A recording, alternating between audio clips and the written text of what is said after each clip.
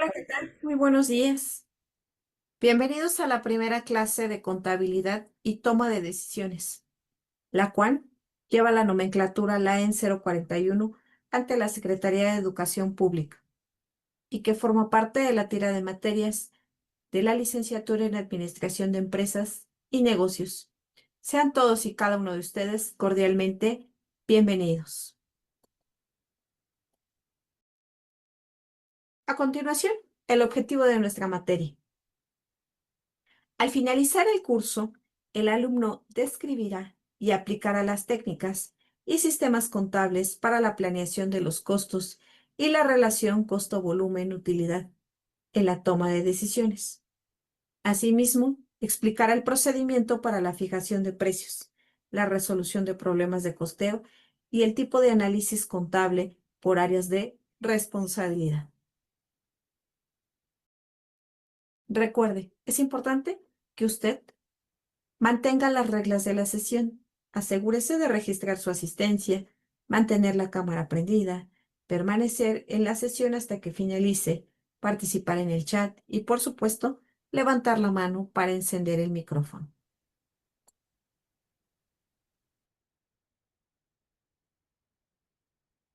A continuación, nuestra bibliografía. Utilizamos principalmente dos libros, Contabilidad Administrativa y El papel de la información contable en la administración de las empresas competitivas. El primer libro es de David Noel Ramírez Padilla, es de la editorial McGraw-Hill.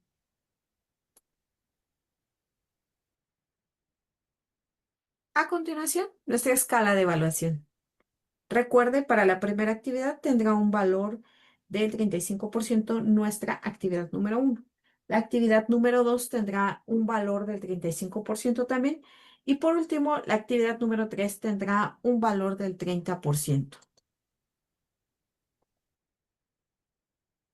A continuación, nuestro temario, el cual observaremos durante nuestra primera unidad el papel de la información contable en la administración de las empresas competitivas.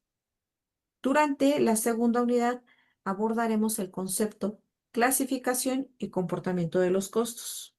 Durante la tercera unidad abordaremos los sistemas de información administrativa contemporánea. Durante la cuarta unidad, las filosofías administrativas contemporáneas. Y por último, el modelo o relación costo-volumen-utilidad. Durante nuestra sexta unidad vamos a tocar los temas relacionados con el sistema de administración de costo y costeo basado en actividades. Durante la séptima unidad abordaremos la información apropiada y toma de decisiones en mercadotecnia. La octava unidad está relacionada con la información apropiada y toma de decisiones en producción. Novena unidad, medición del comportamiento del costo. Décima unidad, la planeación y el presupuesto. Onceava unidad, sistemas de control administrativo y costeabilidad por responsabilidades. Y la doceava unidad, control administrativo en organizaciones descentralizadas.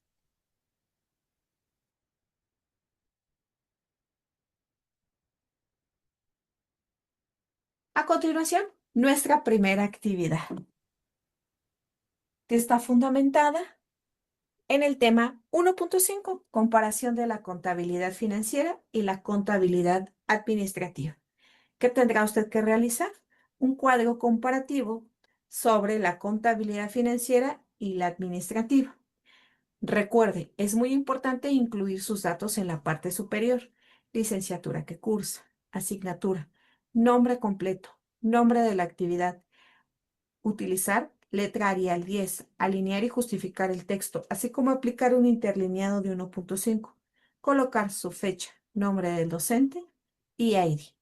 Es importante que usted consulte los criterios generales de evaluación bajo los cuales le será calificada esta primera actividad.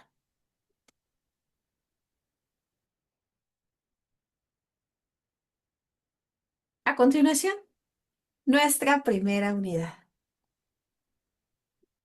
El papel de la información contable en la administración de las empresas competitivas.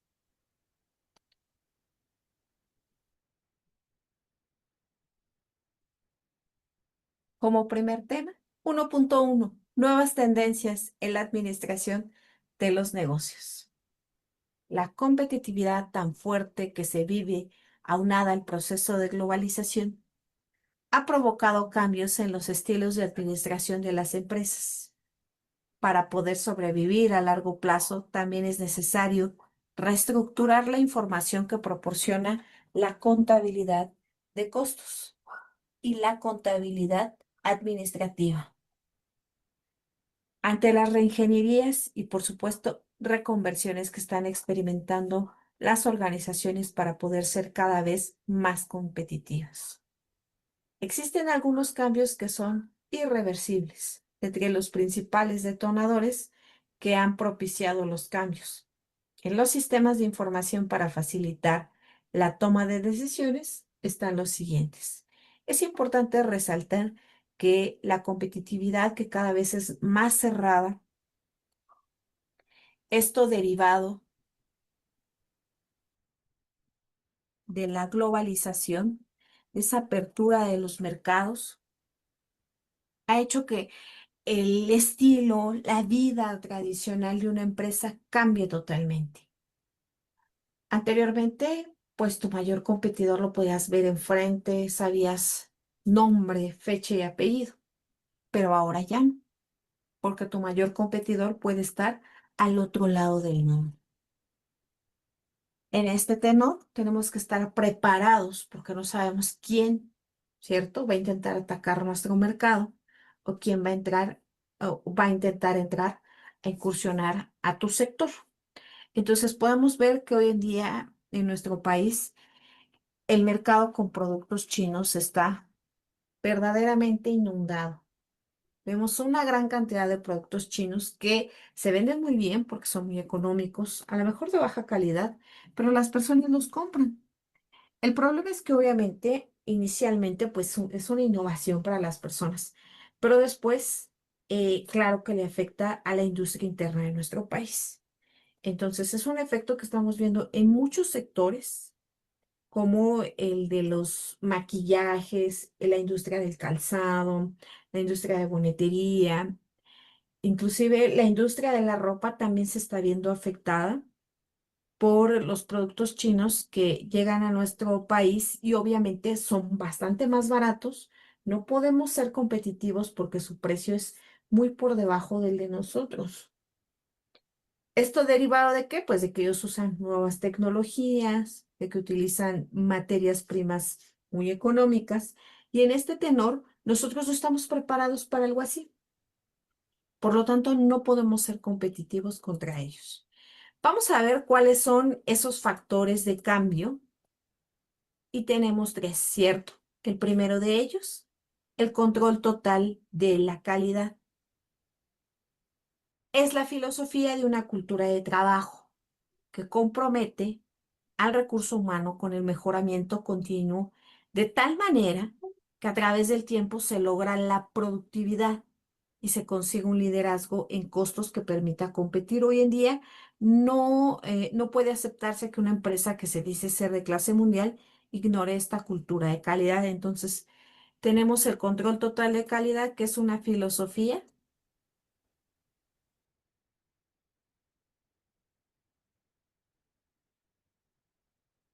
de mejoramiento continuo. Entonces, lo que hoy hago bien, mañana lo puedo hacer todavía mejor. ¿Por qué? Porque yo pienso que lo que hago, cómo hago hoy o cómo coso hoy mis prendas en mi empresa, mañana puede aparecer un nuevo sistema, lo implemento y obviamente me doy cuenta que todavía es mejor de lo que yo tenía. El segundo factor de cambio es la orientación hacia los clientes.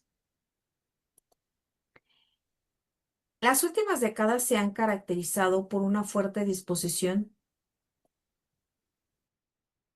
al escuchar que de tal manera se le ofrezcan productos y servicios que satisfagan plenamente a los clientes.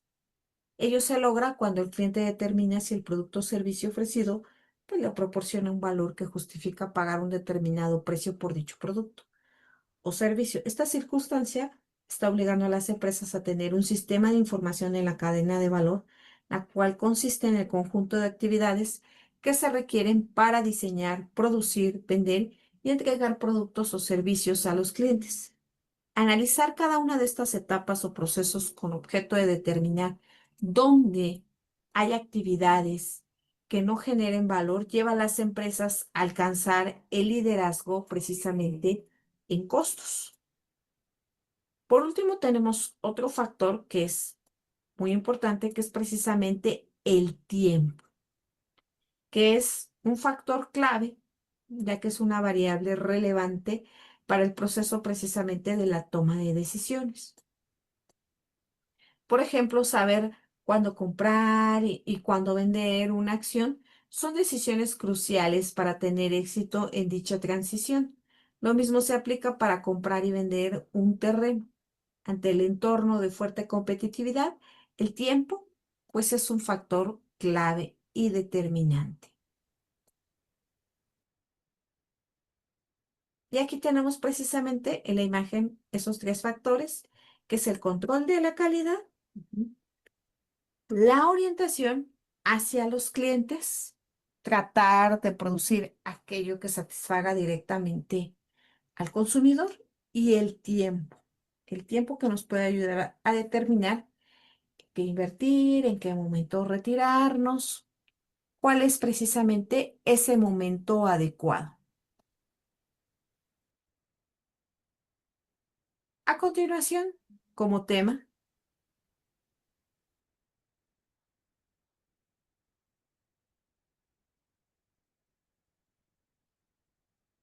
1.1, nuevas tendencias en la administración de negocios. Seguimos aún dentro de nuestro desarrollo. Y aquí vemos este cuadro comparativo de principales influencias de la globalización sobre la administración y la contabilidad. Tenemos algunos temas, por ejemplo, el incremento de la competencia. ¿Qué efecto hay sobre la administración de un negocio y el efecto sobre la contabilidad administrativa? En el caso de la competencia, el enfoque del cliente. Hay que enfocarnos principalmente en ellos. Hay que tener una perspectiva de clase mundial. En el caso de la contabilidad administrativa, un uso de medidas no financieras en combinación con información contable innovadora y global. En el caso del incremento de la responsabilidad e involucramiento de los empleados son parte importante del negocio, no solamente los trabajadores. Eh, En el caso de los efectos sobre la contabilidad administrativa, tenemos algunas medidas de desempeño basados en equipos de trabajo o un mayor enfoque de la mano de obra indirecta como elemento del costo y ya no tanto la mano de obra directa. Ujú. Hoy en día, la verdad es que las empresas se enfrentan a entornos cambiantes, lo que ha generado nuevas formas de administración. Algunas tendencias incluyen la digitalización, el uso del Big Data, la inteligencia artificial, la responsabilidad social y, por supuesto, la sostenibilidad. Por ejemplo, una empresa como Amazon utiliza algoritmos para predecir el comportamiento de sus clientes, adaptando su tecnología y marketing en tiempo real. Esta administración basada en datos la hace bastante más competitiva. A continuación, 1.2. Desafíos ante la integración de los bloques económicos. La globalización y los tratados comerciales como el TEMEC o la Unión Europea presentan desafíos como la competencia internacional, regulación fiscal compartida y adaptación a nuevas normas contables. Por ejemplo, una empresa mexicana que exporta a Canadá debe adoptar su contabilidad a normas internacionales, es decir, las debe de adaptar a las NIF y entender temas fiscales binacionales. Como se ha comentado, bueno, pues el mundo ha tenido cambios sorprendentes derivados de las diferentes fuerzas globales y que en muchas ocasiones rebasan la capacidad de asimilación para poder determinar los efectos que ella impacta. La que definitivamente hay que entender es que las ventajas competitivas sostenibles en el mundo futuro van a depender más de nuevas tecnologías de proceso que de nuevas tecnologías de producto. Las ventajas competitivas basadas en la inteligencia humana están reemplazando las ventajas proporcionadas por la naturaleza, haciendo que la educación y las habilidades del personal sean las principales armas competitivas. Esto lleva a la conclusión de que es fundamental que las empresas seleccionen su estrategia competitiva, la cual consiste en establecer una posición privilegiada y sostenible contra las fuerzas de la competencia del sector industrial en el que se encuentra. Para lograr una estrategia competitiva, existen dos variables fundamentales.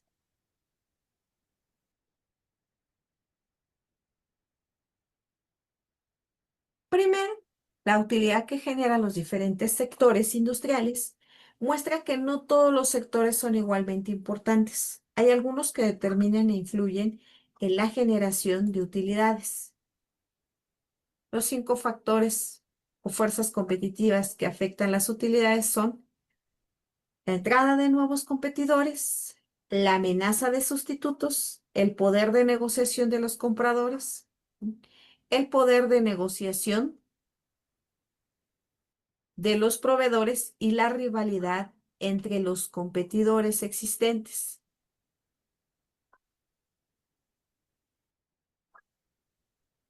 Nos vamos a subrayar. Las cinco fuerzas determinan la capacidad de generar utilidades de las empresas de un sector industrial. En cada industria, el poder de las cinco fuerzas varía y puede cambiar al evolucionar el sector industrial. Las cinco fuerzas afectan el precio, por supuesto, los costos y la inversión. Segundo, al ubicar la posición de la empresa dentro de su sector industrial, se verá si su utilidad es superior o inferior a la utilidad promedio del sector. Una empresa bien ubicada puede obtener altas tasas de rendimiento aunque la estructura del sector sea desfavorable y la utilidad promedio sea modesta. El que la empresa se ubique bien dentro de un sector depende fundamentalmente de tres factores estratégicos: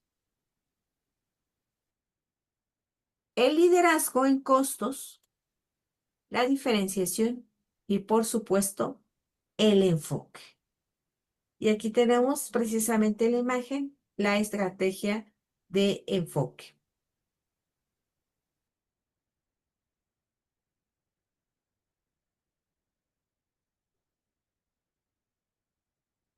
Tenemos el liderazgo en costos, que es uno de los principales desafíos que hay ante la integración, pues, de bloques económicos. Consiste en que una empresa sea el productor de menor costo en su sector industrial. Puede lograrse a través de economías de escala, tecnología propia, etcétera. Al alcanzar dicho liderazgo, la empresa obviamente pues obtiene una ventaja competitiva. Diferenciación. Existe cuando una empresa es única en su sector industrial por tener ciertos atributos que para los compradores son muy importantes y para toda su capacidad y sobre todo para la capacidad que tiene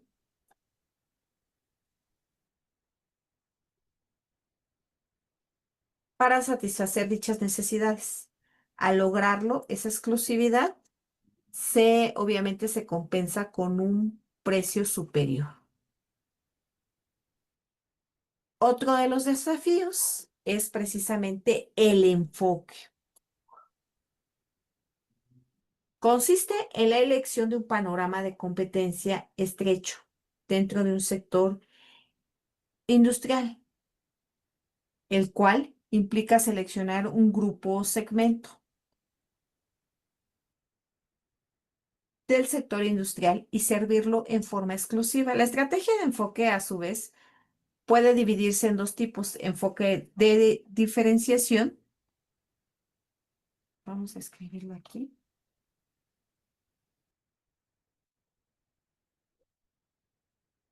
O enfoque de liderazgo. Una empresa debe elegir e implementar cualquiera de los tres factores estratégicos para lograr una ventaja competitiva sobre las demás de tal forma que se mantenga en el mundo de los negocios. Entonces aquí depende mucho, mucho cuál es el enfoque que tenemos como empresa, ¿m? Empezando por a qué sector pertenecemos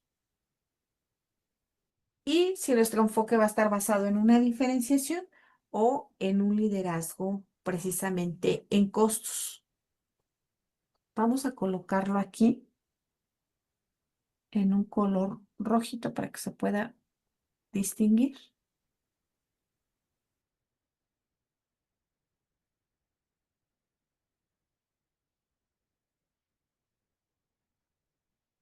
La herramienta fundamental para lograrlo es la cadena de valor que divide una empresa en las actividades discretas que se desempeñan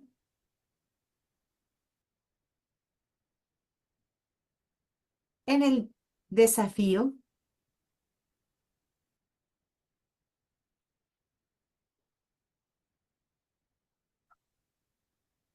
producción, mercadotecnia y distribución del producto. Al analizar dichas actividades, así como los eslabones entre ellas, se puede detectar una cantidad de áreas de oportunidad para competir. Cada una de esas oportunidades puede contribuir a la posición del costo relativo de las empresas y a crear una diferenciación. No debe olvidarse que la meta de cualquiera de los tres factores estratégicos es crear el valor para los compradores de tal forma que éste no exceda el costo de hacerlo. A través de la cadena de valor integrada por dichas actividades se genera el valor total. Las actividades de valor pueden dividirse en dos tipos, primarias y de apoyo. ¿Cuáles son precisamente esas actividades primarias? Son las que implican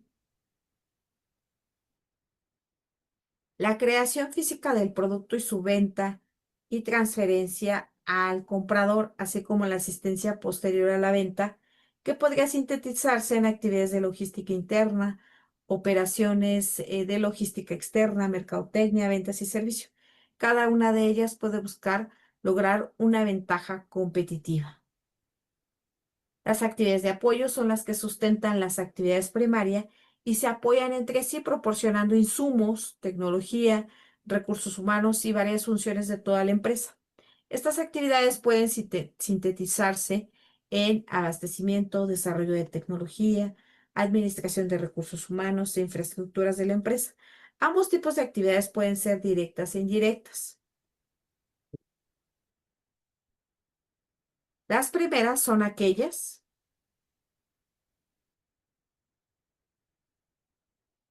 que crean valor para el comprador y las segundas hacen que las actividades directas se desarrollen de forma continua. La clave del éxito consiste en analizar la información o los flujos de información de cada actividad primaria o de apoyo, sea directa o indirecta, así como las diferentes eslabones que se unen para lograr la optimización de los recursos, para lograr su mejor coordinación en cuanto a estrategias a utilizar dependiendo de las características de las actividades a realizar en cuanto a su necesidad y creación del valor. Encontramos cuatro caminos a seguir: mantener la actividad, eliminar la actividad, reducirla al máxima o darla a conocer a los clientes.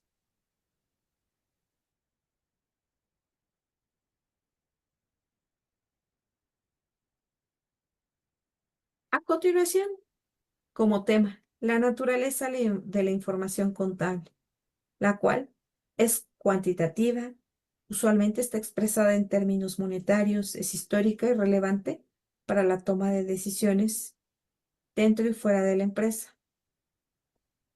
Por ejemplo, los estados financieros anuales muestran el desempeño de una empresa, ingresos, costos, deudas y activos. Estos pueden ayudar a decidir si se invierte en ella o no.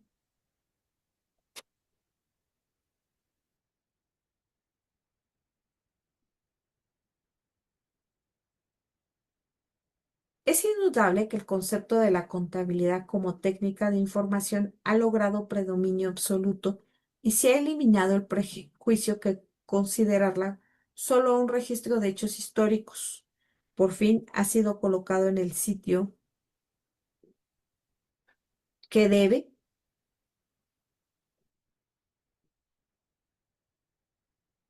como una herramienta intrínseca informativa que se utiliza para facilitar el proceso administrativo y la toma de decisiones tanto interna como externa. El mundo de los negocios cada vez más complejo exige un profesionalismo de la administración de las empresas si es que las organizaciones quieren alcanzar un lugar destacado dentro del desarrollo económico del país y pues también en un mundo cada vez más competitivo. Para lograr esta meta se requiere, entre otros elementos, contar con un sistema de información relevante, oportuno, confiable, generando mediante un buen sistema de contabilidad. En todas las organizaciones lucrativas y no lucrativas, el mejor sistema de información cuantitativo es la contabilidad, que constituye un verdadero suprasistema. De él emanan otros subsistemas de información cuantitativos que deben satisfacer las necesidades de los diversos usuarios que acuden a la información financiera de las empresas para que cada uno pueda determinar sus características. Tome las decisiones más adecuadas, obviamente, para la empresa. Como se ha explicado, la contabilidad sirve a un conjunto de usuarios. Existen diversas ramas de la contabilidad, todas van dentro de un mismo suprasistema de información. Entre lo más importante, entre las más importantes está la contabilidad financiera, la fiscal y la administrativa, la cual se pueden definir como sigue.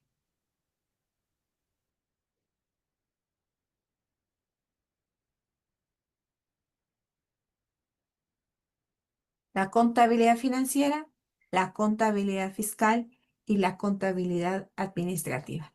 La primera es un sistema de información orientado a proporcionar información a terceras personas que están relacionadas con la empresa como accionistas, instituciones de crédito, inversionistas, para ayudar a la toma de decisiones. En el caso de la contabilidad fiscal,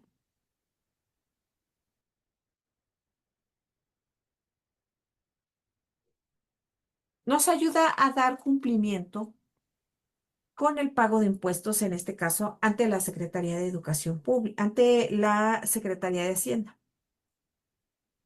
Y por último, tenemos la contabilidad administrativa. Es precisamente un sistema de información que nos va a ayudar a poder reestructurar, ¿no?, la parte administrativa para poder guiarnos y precisamente poder verificar cuánto es lo que nosotros estamos gastando dentro de estas áreas. Nos va a ayudar a planificar y a controlar todas estas áreas administrativas que muchas veces pues, no percibimos, ¿verdad?, cuánto es lo que gastan. Pero supongamos que vamos a hacer un análisis de papelería y nos percatamos que la empresa está gastando muchísimo dinero simple y sencillamente en papelería. Entonces intentamos, no sé, a lo mejor reducir el gasto en papelería y creamos o implementamos un ahorro para las distintas áreas, tratando de disminuir el impacto financiero que tiene dentro de la compañía, porque vamos a imaginar que la empresa gasta 5 millones de pesos en papelería al año y al reducir probablemente solamente gastemos uno. Esto depende mucho también del ahorro, de la filosofía de la empresa, de cómo plasmemos esas políticas ante nuestros empleados. Vamos a imaginar que ahora solamente la papelería la vamos a otorgar a los niveles ejecutivos de la empresa. Y de esa manera podemos nosotros disminuir, pues, los gastos que tiene la organización. A continuación, como tema, el efecto de la inflación en la información contable. La inflación puede distorsionar los valores contables, especialmente en activos comprados hace años, haciendo que sus cifras no reflejen el valor real actual. Por ejemplo, una máquina comprada en 2015 por 100,000 pesos puede seguir apareciendo con ese valor, aunque su reemplazo hoy cueste 180,000. Esto afecta decisiones como renovación, por supuesto, de equipos.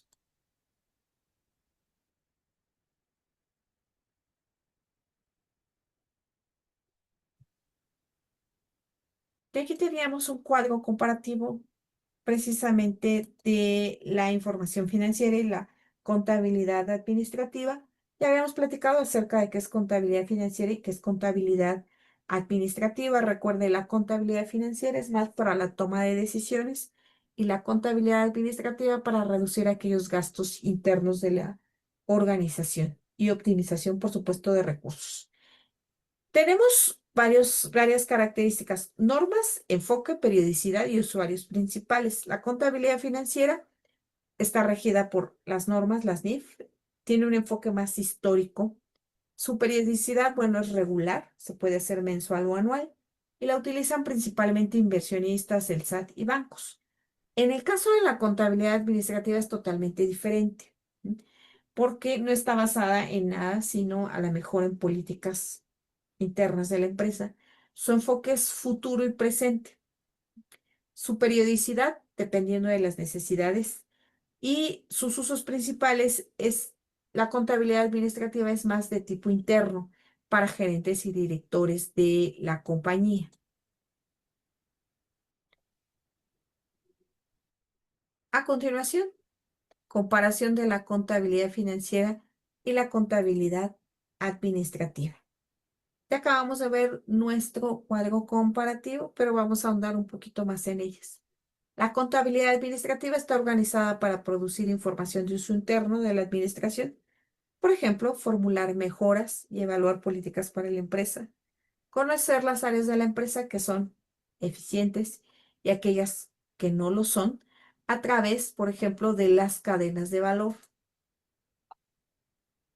Planea y controla las operaciones diarias. Conoce los costos de los diferentes productos o procesos para lograr el liderazgo en costas de su sector. El responsable de administrar una organización requiere una serie de datos que no son los mismos que se presentan a los interesados externos relacionados con la empresa, como los accionistas, las instituciones de crédito. Esto obliga a que exista un sistema de información especializado para ayudar a la toma de decisiones de todo tipo. La diferencia básica radica en la forma en que se presenta la información hacia el exterior, que difiere de la requerida para usos internos. La contabilidad administrativa nunca requiere un modelo o formato específico, como es el caso de la contabilidad financiera. La contabilidad administrativa está enfocada hacia el futuro, a diferencia de la contabilidad financiera, que genera información sobre el pasado o hechos históricos de la organización. Obviamente, esta última información se ha utilizado como punto de referencia para planificar la contabilidad administrativa, que se orienta hacia el futuro debido a que una de las funciones esenciales del ejecutivo es la planeación dirigida al desafío de acciones que proyecta a las empresas hacia el porvenir. Para realizar dicho desafío de acciones es necesario contar con información histórica que diagnostique la situación actual de la empresa e indique sus carencias y puntos fuertes, a fin de fijar las rutas y estrategias que permitan lograr una ventaja competitiva.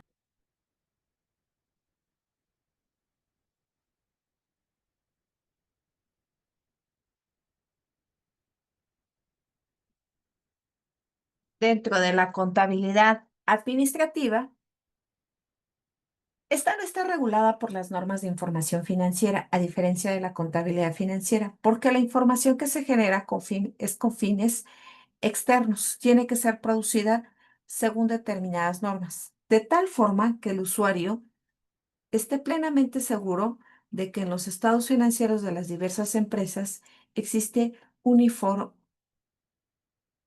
uniformidad en su presentación y por lo tanto pueda compararlos. Por ella es necesario que la información esté plenamente regulada. En cambio, la información requerida por los administradores se ajusta a las necesidades de cada uno de ellos. Por ejemplo, los costos de oportunidad para aceptar o no pedidos especiales o ignorar la depreciación para fijar precios, etcétera. Entonces, la contabilidad administrativa no está regulada, ¿cierto? Por las normas de información financiera, es decir, por las NIF.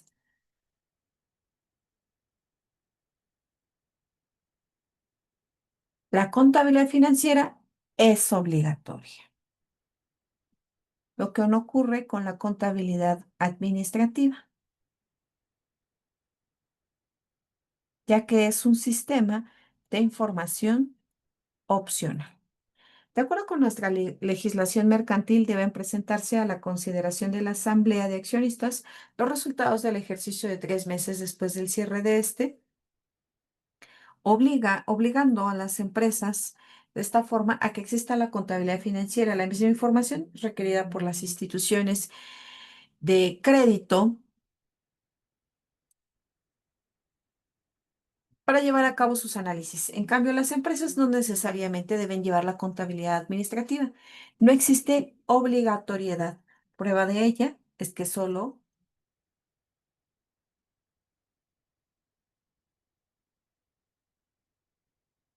un pequeño porcentaje de las empresas mexicanas se han dado a la tarea de diseñar un sistema interno de información para la toma de decisiones. La contabilidad administrativa no intenta determinar la utilidad con la precisión de la contabilidad financiera, ya que otorga más importancia a los datos cualitativos y costos necesarios en el análisis de las decisiones, que en muchos casos son aproximaciones o estimaciones que se efectúan para predecir el futuro de la empresa, por lo cual no es necesario preocuparse por la exactitud y precisión que regula la contabilidad, que regula a la contabilidad financiera para determinar correctamente la utilidad. La contabilidad administrativa hace hincapié en las tareas de la empresa como células o centros de información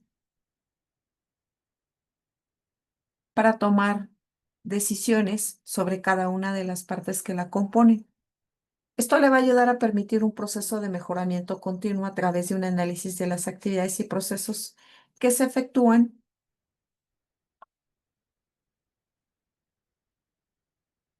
en las diferentes áreas para incrementar la competitividad más que de toda la empresa. ¿No? Basta solamente con analizar la tarea que tiene a su cargo la contabilidad financiera al informar sobre los sucesos ocurridos en ella.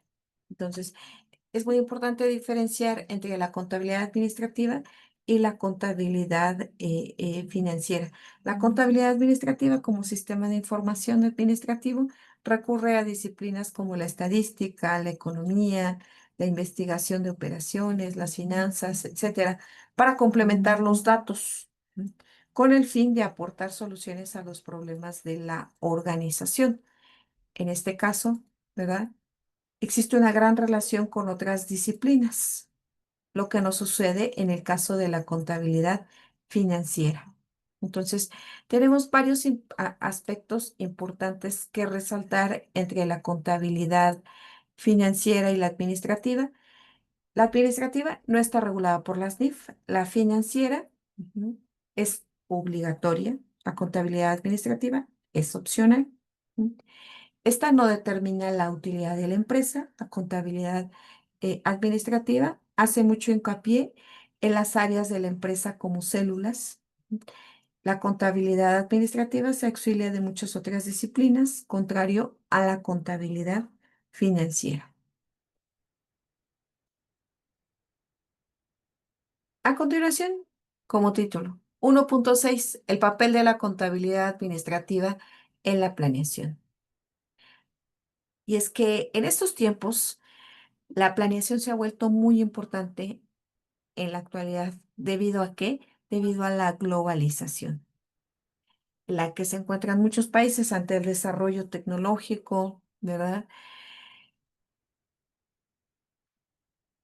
La economía cambiante, el crecimiento acelerado de las empresas, el desarrollo profesional y la disponibilidad de información relevante que se efectúa actualmente en las empresas.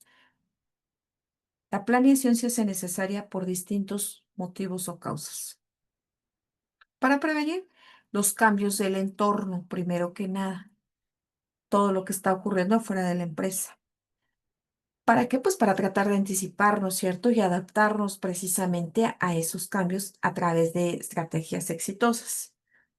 Para integrar los objetivos y las decisiones de la organización a esos cambios y como un medio de comunicación, coordinación y cooperación con los diferentes elementos que integra la empresa. Entonces, la parte de planeación es importante.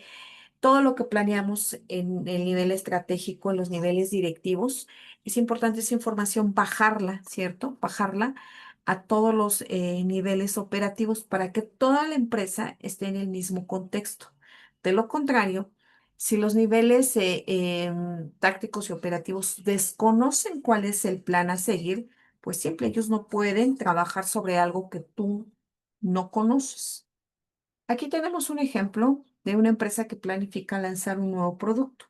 La contabilidad administrativa le va a ayudar a analizar el costo de producción, proyecciones de ventas, pero por supuesto también el punto de equilibrio.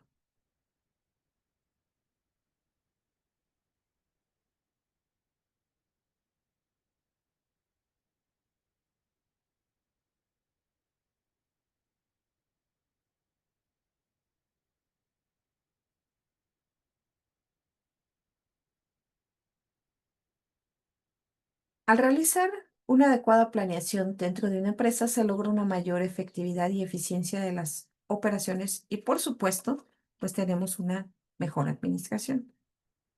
Entre las diferentes decisiones que tiene que tomar la planeación, vale la pena elegir la siguiente. Ujú.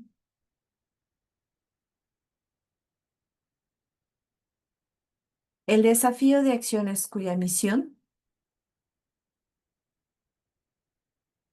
es cambiar el objeto de la manera en que éste se haya definido.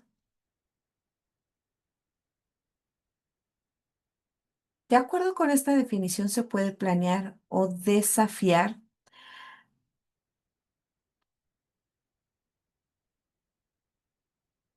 acciones a corto y largo plazo. Si se piensa en función de la dimensión temporal, la clasificación anterior puede concebirse también como planeación táctica o de operación y planeación estratégica.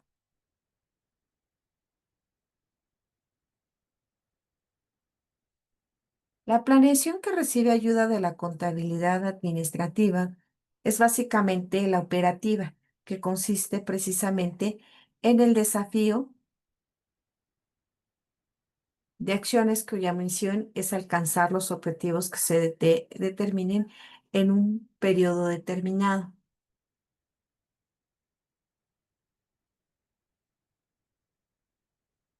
El modelo costo-volumen-utilidad, sin embargo, el costo por actividad es apoyado en la filosofía de la concepción de las cadenas de valor, brinda una gran ayuda en el proceso de planeación estratégica para determinar cuál será precisamente la estrategia competitiva hacia la que debe orientar la empresa para lograr esta ventaja competitiva. Ujú.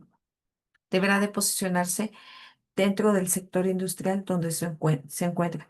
Por su parte, el presupuesto puede ser definido como la herramienta que traduce las acciones que formula la alta administración y cuyo objetivo es colocar a la organización en determinada situación financiera durante un periodo determinado.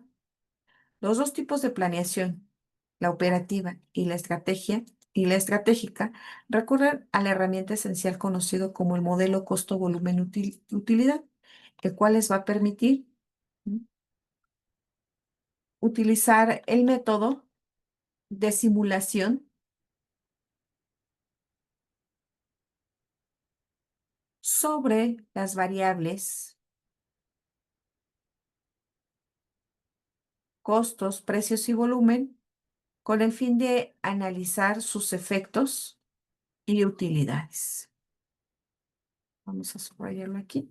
Entonces, el principal papel que tiene la contabilidad administrativa de la, dentro de la planeación es que va a ayudar precisamente a anticiparse a aquellas acciones que se van a poder desarrollar dentro de la compañía y que inicialmente pues los desarrollan los directivos de las empresas.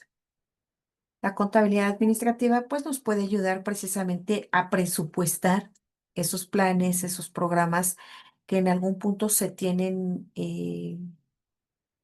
como un nuevo proyecto y va a venir a colaborar precisamente a dar no solamente la parte de planeación, a organizar las tareas, a ver que realmente se estén realizando las cosas y obviamente a controlar los resultados.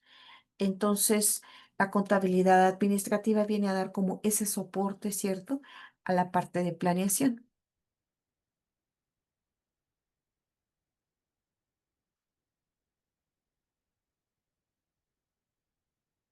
A continuación, como tema, el papel de la contabilidad administrativa en el control administrativo. Actualmente se caracteriza por la complejidad económica de la administración de los recursos que tanto a nivel macroeconómico como microeconómico son escasos, lo que está exigiendo mayor efectividad y eficiencia de los profesionales comprometidos con la administración, a fin de lograr un uso óptimo de los insumos. Esto puede lograrse cuando se aplica la filosofía de mejoramiento continuo, que no es otra cosa que la cultura de la calidad total, que tiene como propósito esencial eliminar todo aquello que no alcanza los estándares y suprimir lo que no permite competir satisfactoriamente. Para lograrlo, se necesita de un sistema de información.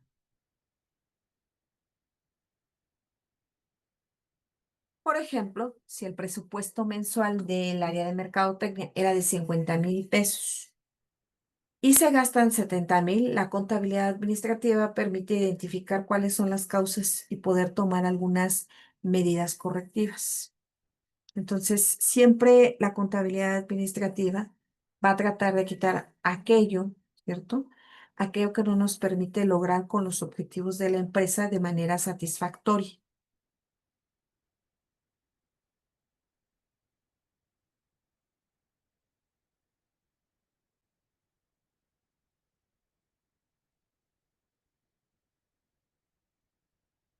Dichas desviaciones lo que implican la necesidad es de contar con un buen sistema de control administrativo que proporcione el mejoramiento continuo. Por lo tanto, el control administrativo, vamos a darle un espacio, debe de ser un proceso mediante el cual la administración se asegura de que los recursos obtenidos y usados eficientemente y eficazmente en función de los objetivos planeados por la organización.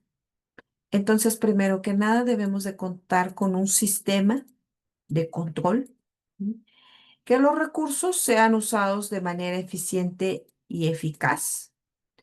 La información que proporciona la contabilidad administrativa puede ser útil en el proceso de control de estos tres aspectos, como medio para comunicar información, como medio de motivar a la organización y como medio para evaluar precisamente los resultados.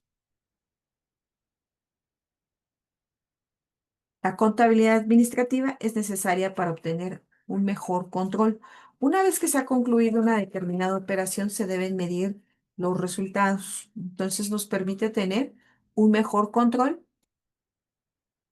Una vez que se han concluido una determinada operación, se deberán de medir, compararlos con un estándar fijado previamente con base en los objetivos planeados, de tal suerte que la administración pueda asegurarse de que los recursos fueron manejados con efectividad y eficiencia. Vamos a marcar los dos primeros con algunas viñetas para que puedan resaltar. Y los que tenemos, el que tenemos aquí abajito también lo vamos a resaltar con la viñeta.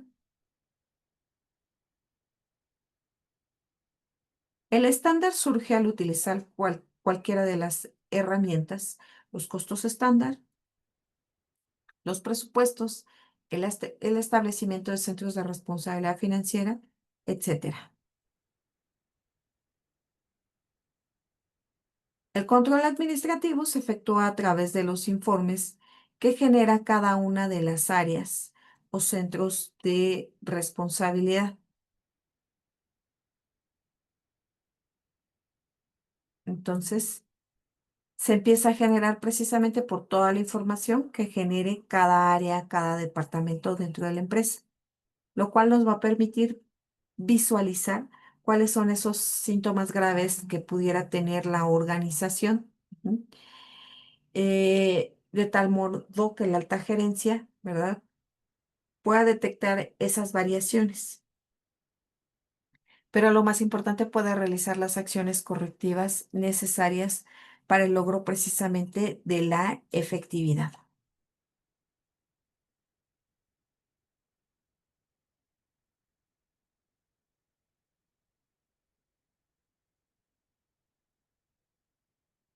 A continuación, como tema 1.8, el papel de la contabilidad administrativa en la toma de decisiones.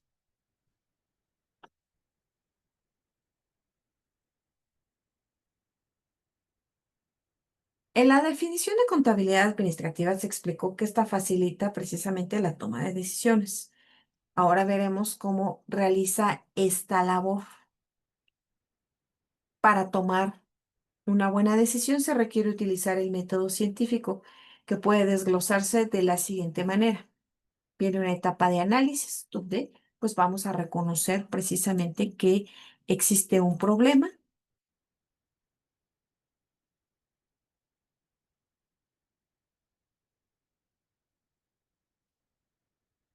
donde nosotros también podemos definir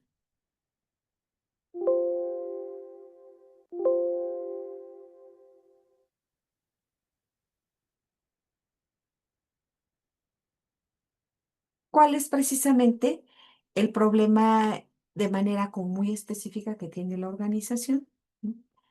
Viene la segunda etapa, que es precisamente la etapa de la decisión. Nosotros ya conocemos bien a bien la situación por la que está pasando la empresa. Ahora hay que proponer distintas soluciones. Siempre es importante que en este tenor la empresa tenga por lo menos dos o tres alternativas. ¿No? Y por supuesto, ¿para qué? Pues para poder seleccionar la que se cree que es más adecuada. Puesta en práctica, que sería la tercera etapa, poner en práctica la alternativa a la que nosotros ya hayamos elegido y que creamos que le conviene más a la empresa, para poder realizar precisamente la parte de vigilancia, si es que fuera el caso, puesto que recuerda que siempre el control es importante dentro de las organizaciones, ya que a través del control pues vamos a poder nosotros observar si la decisión que tomamos fue la adecuada o probablemente no. Lo más importante es siempre, siempre generar al menos dos o tres alternativas, dos o tres soluciones y analizar cuál es precisamente, cuál podría ser la consecuencia en el caso de que nosotros tomamos la opción A, elijamos opción B u opción C, para poder vislumbrar esas repercusiones que van a tener en la compañía. Entonces, aquí tenemos un ejemplo. Una empresa tiene que decidir si va a fabricar internamente o subcontratar un componente.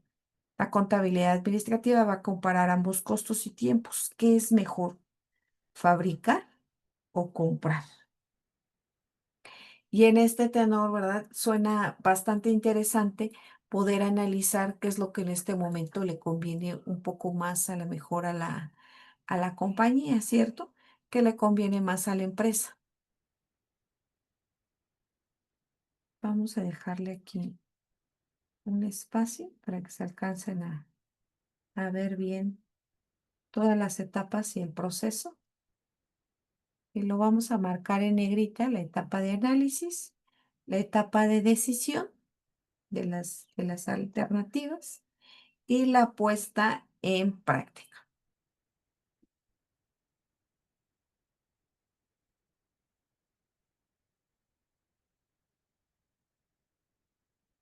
En este modelo de decisiones, en las etapas uno, 2, la contabilidad administrativa ayuda a que la decisión sea la mejor de acuerdo con la calidad de la información que posea.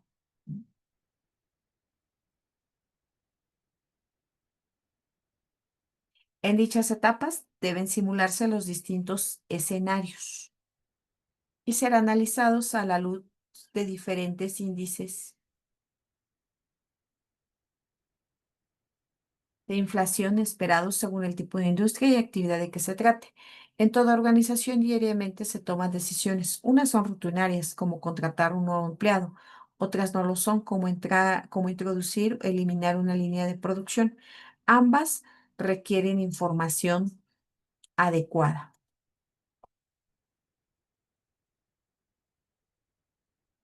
Vamos a darle aquí un espacio.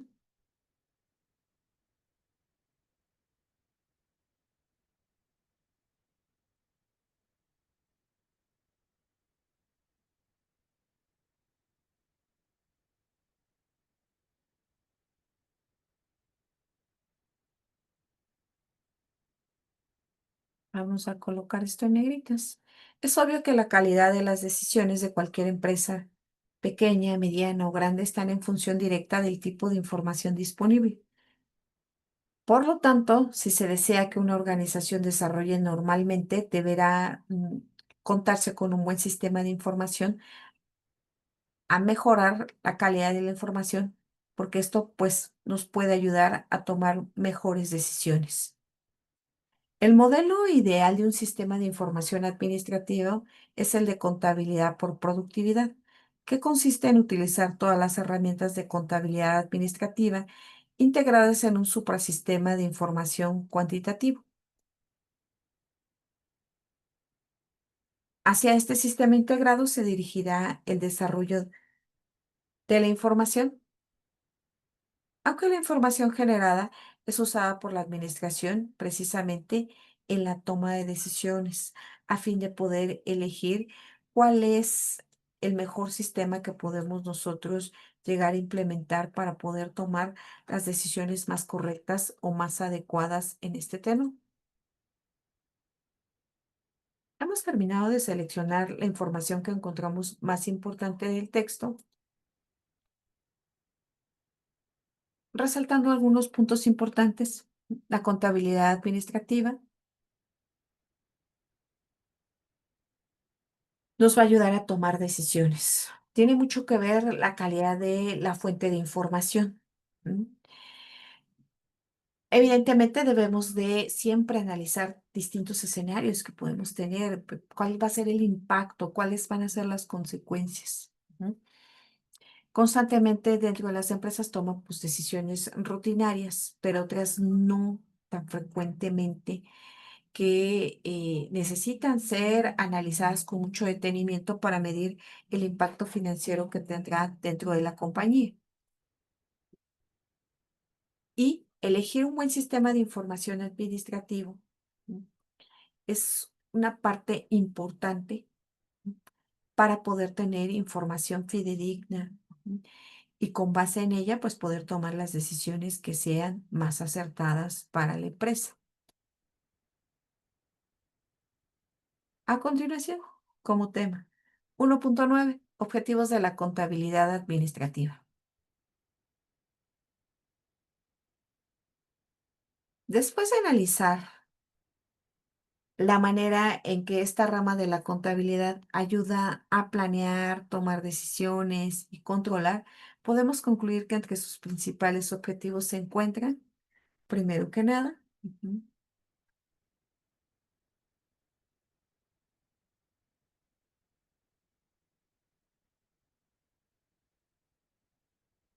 Proveer de información para costeo de servicios, productos y otros aspectos de interés para la administración, es decir, cuánto me cuesta producir. Número dos, alentar a los administradores.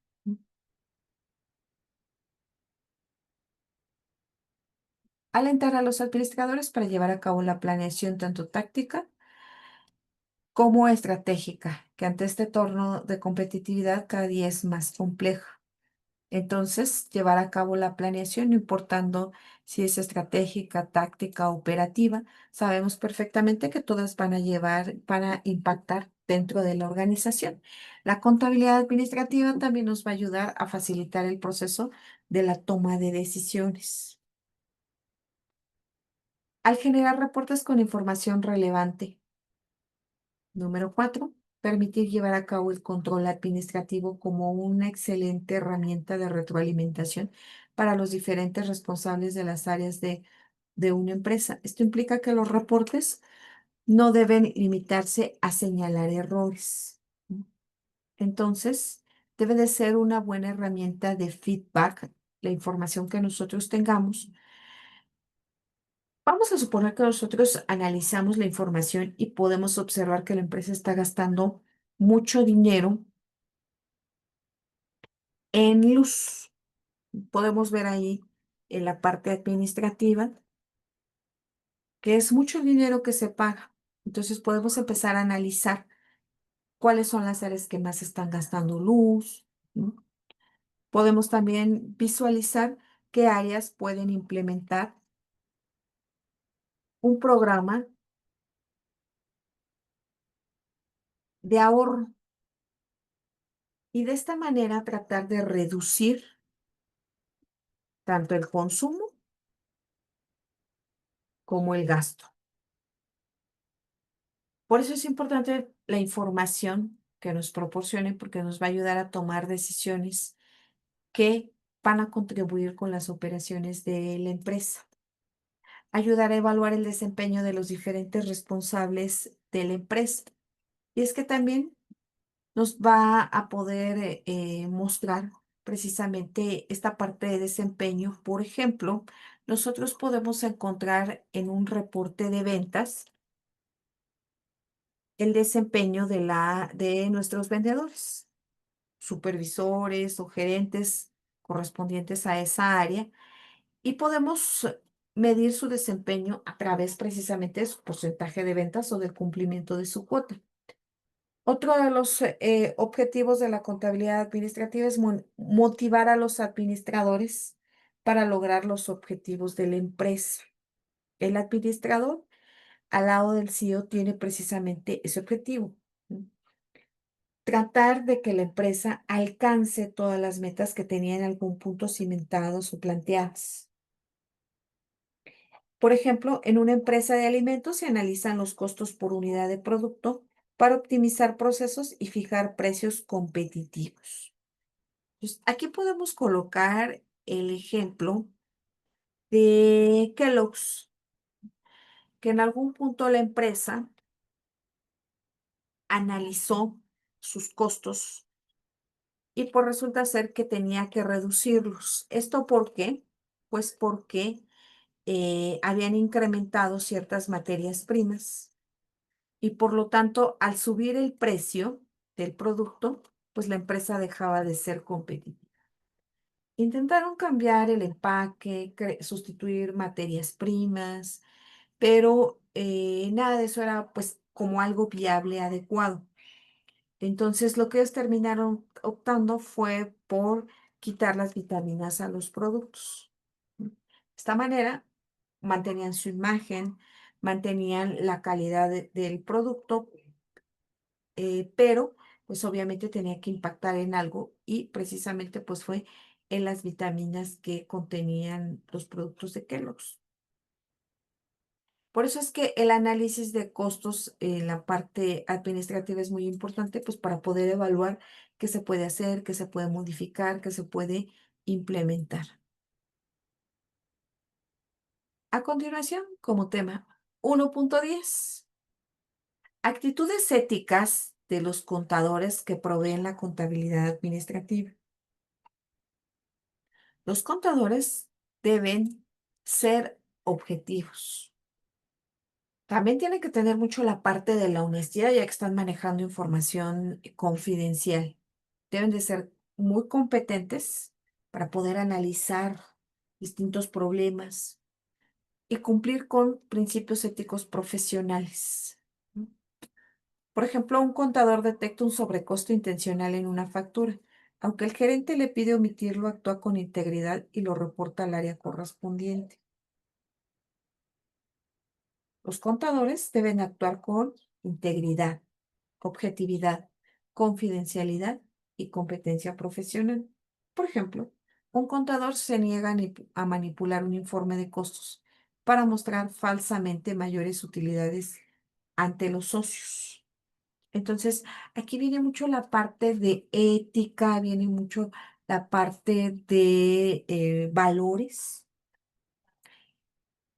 en la que la parte contable siempre deberá de apegarse mucho a sus principios, sobre todo de honestidad, a su competencia, obviamente, profesional, porque la empresa le dio la confianza para poderlo contratar dentro de su plantilla y la finalidad es precisamente tener a alguien, a un trabajador en el que tú puedes confiar. Porque si tú tienes un contador que sabes perfectamente que es deshonesto, que es una persona corrupta, pues no tendría ningún caso de contratar. Tú tratas de contratar al mejor profesional para que esté dentro de tu equipo de trabajo. Y la confianza es una parte esencial para las compañías.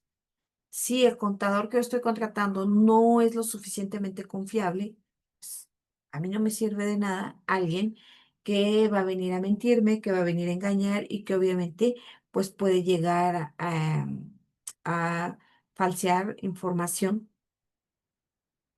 a engañar y a mentirle directamente pues a la empresa. Recordemos que aquí pues obviamente pueden existir repercusiones de tipo legal.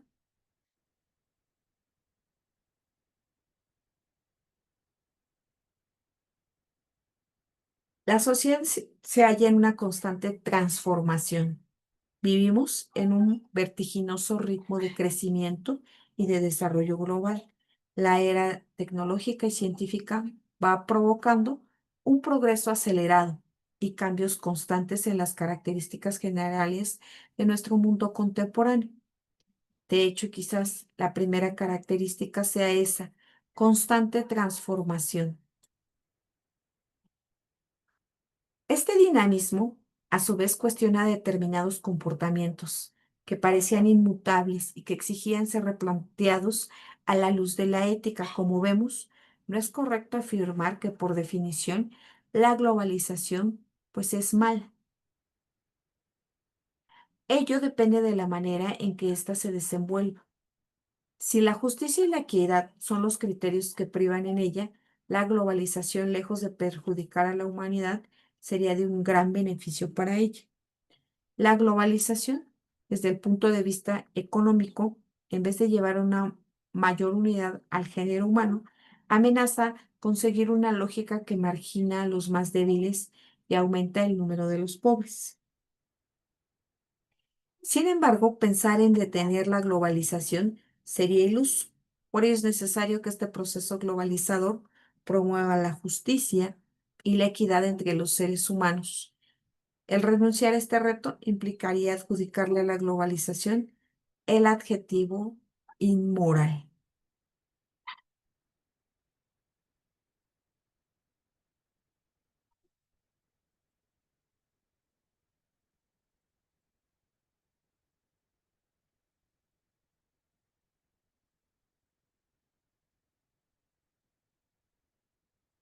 La ausencia de un comportamiento ético ha provocado que tengamos una gran desigualdad entre los diferentes países.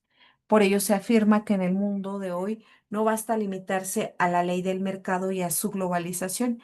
Hay que fomentar la solidaridad, evitando los males que se derivan de un capitalismo que pone al lucro por encima de la persona y la hace víctima de tantas injusticias.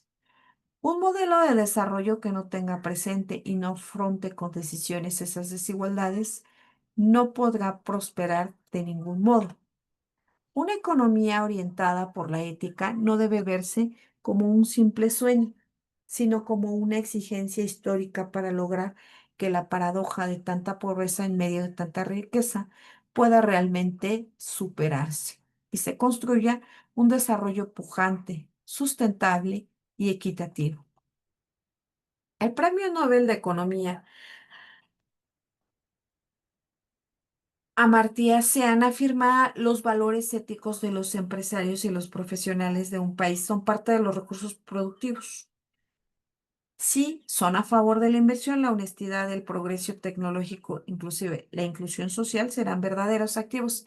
Si en cambio predomina la ganancia rápida y fácil la corrupción, la falta de escrúpulos bloqueará el avance. Hay un reclamo, precisamente hay un reclamo a nivel mundial acerca de la ética. La opinión pública exige en las encuestas y en todos los canales posibles comportamientos éticos en los líderes de todas las áreas y que temas cruciales como el diseño de políticas económicas, sociales y la asignación de recursos estén orientados por criterios meramente, pues, éticos. Contrariamente a este sentir, las visiones económicas que predominan tienden a desvincular la ética y economía. Sugieren que son dos mundos diferentes y con sus propias leyes, y que la ética es un tema para el reino del espíritu. De esta forma de pensar que margina los valores morales parece haber sido una de las causas principales del vacío ético en el que se han precipitado diversas sociedades latinoamericanas. La idea de que los valores no soportan mayormente en la vida económica práctica ha facilitado la instalación de prácticas corruptas que han causado enormes daños. Vamos a copiar esta parte aquí en el texto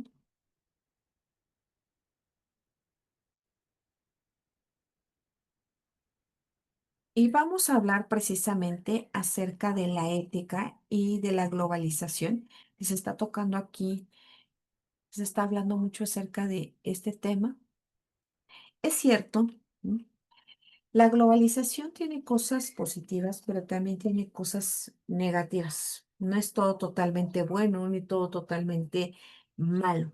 La apertura de los mercados ha hecho que, hablando en el tenor específicamente de México, de nuestro país, lleguen productos con innovaciones tecnológicas que probablemente aquí nunca hubiéramos podido haber desarrollado. Pero ¿qué pasa al mismo tiempo que llegan productos con una mayor tecnología? También llegan productos a un bajo costo.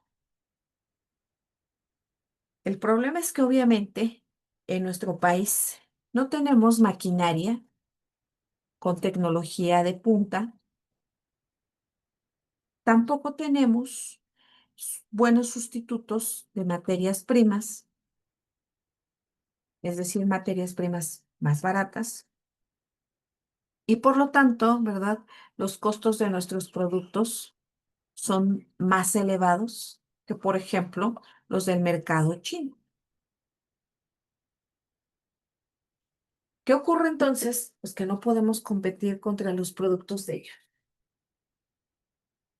La ropa, el calzado, los maquillajes, los electrodomésticos se han vuelto todo un tema para nosotros porque están llegando a un precio verdaderamente bajo. Y aquí viene el tema también de la ética, porque por un lado sí necesitamos esas nuevas innovaciones tecnológicas, pero por otro lado, pues ¿dónde queda nuestra economía?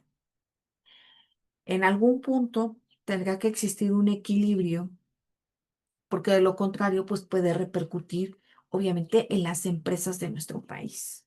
Si nosotros seguimos consumiendo productos chinos, lo que va a ocurrir es que muchas empresas pues tengan que despedir a personal. ¿Por qué? Porque empiezan a dejar de producir. Y son muchos los sectores que precisamente se están quejando de los productos chinos porque no pueden competir. Por ejemplo, ¿no? hablamos de los calcetines, que vemos por todos lados que los venden en 5 pesos, mientras nuestra industria nacional lo más barato que los vende es en 15. Es imposible ser competitivo. Claro, los productores dicen, bueno, es que mi producto, si es de algodón, mi producto tiene beneficios. Claro, no estamos negando que no tenga beneficios, por supuesto que los tiene.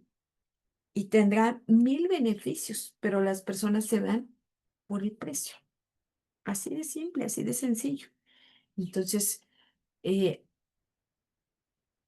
creo que más que el contrabando, más que toda esta parte, es generar conciencia en la población que si ellos siguen consumiendo estos productos, puede afectar la industria nacional. Y en algún punto, pues sí se puede convertir en un problema bastante grave.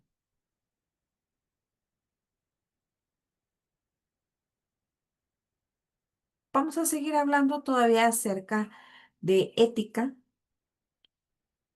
la ética que tiene que aplica precisamente un contador, pero también vamos a hablar acerca de la contabilidad administrativa. Y aquí nos menciona el libro acerca del Papa Juan Pablo II, quien hace referencia al cuestionamiento de la supuesta dicotomía entre ética y economía. Él señaló repetidamente que es imprescindible volver a analizar la relación entre ambas, de tal manera que la ética jamás debe de ser ajena a la economía, sino antes bien debe orientarla y regularla. Él nos decía que es un grave error creer que la ética no tiene que ver con las decisiones de los negocios y de la economía. Al contrario, la ética debe orientar y regular dichas decisiones para lograr unas relaciones más humanas, más solidarias, que lleven al ser humano no solo a su realización personal, sino también que apoyen a la realización comunitaria. Hacer a un lado la ética de los negocios tiene graves consecuencias. Esto lo hemos visto en las empresas que son propiedad del sector público. Estas empresas llegan a ubicarse como la séptima empresa más grande de Estados Unidos, la cual empleaba a más de 20,000 pesos. Estamos hablando de Enron. En diciembre de 2001 se declaró en bancarrota después de que las autoridades descubrieron que había falseado sus reportes financieros para elevar las utilidades y esconder deudas por más de $1,000 millones. Este derrumbe de la compañía provocó pérdidas superiores a los $60 millones a miles de inversionistas y causó que unos 5,600 trabajadores perdieran su empleo y sus fondos de pensiones. A finales de 2006, quien fuera presidente y director general fue declarado culpable de fraude y conspiración y condenado a 24 años de prisión. El juez, al dictar sentencia, afirmó lo siguiente: sus crímenes han impuesto a cientos, si no es que a miles de víctimas a una condena perpetua en la pobreza. Usted se preguntará por qué ocurrió esto en Enron, en esta empresa. Vamos a separar aquí el caso de Enron y lo que mencionó el Papa Juan Pablo II. También está muy interesante. Ahí está. ¿Vale? Dos, dos temas, ¿cierto? Distintos, donde él dice, ¿verdad?, que por supuesto que la economía, ¿no?, debe de ir muy ligada en la parte de la ética. Nunca deberá de ir separada, ¿vale? Puesto que las empresas deben de ser precisamente lo más éticas posibles, ¿vale? ¿Para qué? Pues para con la comunidad, para con la sociedad, ¿vale? Entonces, si yo empresa vendo leche, pues que realmente sea leche lo que le estoy vendiendo a mis consumidores. En el caso de Enron, ¿por qué lo hizo el CEO así? O sea, ¿por qué estuvo falseando los estados financieros? Pues porque él lo que hacía era que toda la inyección de capital que tenía la empresa, ya sabía que la empresa estaba en quiebra, pero la inyección de capital que estaba llegando, que lo vamos a colocar, lo nuevo que estaba llegando de capital, pues simple, ya no lo estaba colocando dentro de la empresa. mantuvo esa imagen. Él sabía perfectamente que ya estaba en bancarrota la empresa, pero mantuvo esa imagen para seguir obteniendo dinero. Obviamente, pues ya era particularmente para su beneficio o para el beneficio del dueño. Pero en este caso, realmente quien estuvo ocultando todo, pues más fue el CEO de la empresa. Entonces, el tema es que lo hizo, pues simple, solamente para simular un modelo. Probablemente él pretendía a lo mejor salvar a la empresa de esa bancarrota, pero creo que fingiendo una situación financiera que no era real, solamente hizo que todavía fuera el contexto más complejo, más difícil. Si él desde un principio hubiera dicho, y ¿por qué no quiso hablar también? Porque obviamente lo primero que iba a pasar es que los accionistas iban a retirar su capital. Era lo primero que iban a hacer. ¿Por qué? Porque no iban a querer tener su capital arriesgándolo en una empresa donde sabían perfectamente que ya no iban a recuperar su dinero. Pudo haber sido una de las causas, ¿sí? Tratar de salvar a la compañía o simple, salvarse. En cualquiera de los dos casos, no fue ético lo que hizo. No debió de haber ocultado información y, pues obviamente, tuvo que pagar las consecuencias de sus actos porque, pues sí, efectivamente, él tuvo que terminar en la cárcel derivado, pues, de alguna forma de las malas decisiones que tomó. Hemos visto otras empresas a lo largo de la historia que han enfrentado situaciones similares, no tan apegados a la ética. Qualcomm, no sé si usted recuerda esta compañía, tuvo un fraude por 3.800 millones de dólares y préstamos al director general ejecutivo de la firma, lo cual orilló a la compañía a la quiebra. Entonces, aquí quien hizo el fraude fue el director de la empresa, el CEO, quien pues le robó a la empresa 3.800 millones porque supuestamente pues estos préstamos eran para él. Xerox, usted seguramente recuerda esta empresa, quien eh, plasmó utilidades exageradas en la contabilidad por 1.400 millones de dólares. Hillsong, quien tuvo un fraude por 1.400 millones de dólares y manipulación de la información del estado de resultados y del balance general. Imclom, cargos en contra del director ejecutivo por vender acciones de la compañía contando con información privilegiada. Ford, 3.000 millones de dólares por tener que retirar del mercado camionetas Explorer defectuosas. Diversas firmas de banca de inversión de Wall Street, entre ellas Merrill Lynch, Citibank, entre otras, pago de 1.400 millones de dólares para finiquitar reclamaciones por manipulación en la asesoría a los inversionistas y después, obviamente, hubo un litigio de tipo civil. Hemos terminado con nuestra primera unidad. A continuación, nuestra segunda unidad, la cual lleva por título Concepto, Clasificación y Comportamiento de los costos.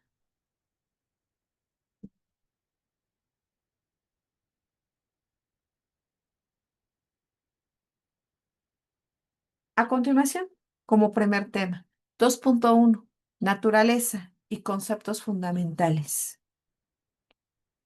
Vamos a abordar mucho la parte de la clasificación y el comportamiento de los costos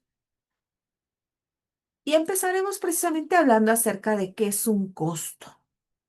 Es el valor sacrificado para obtener un bien o servicio.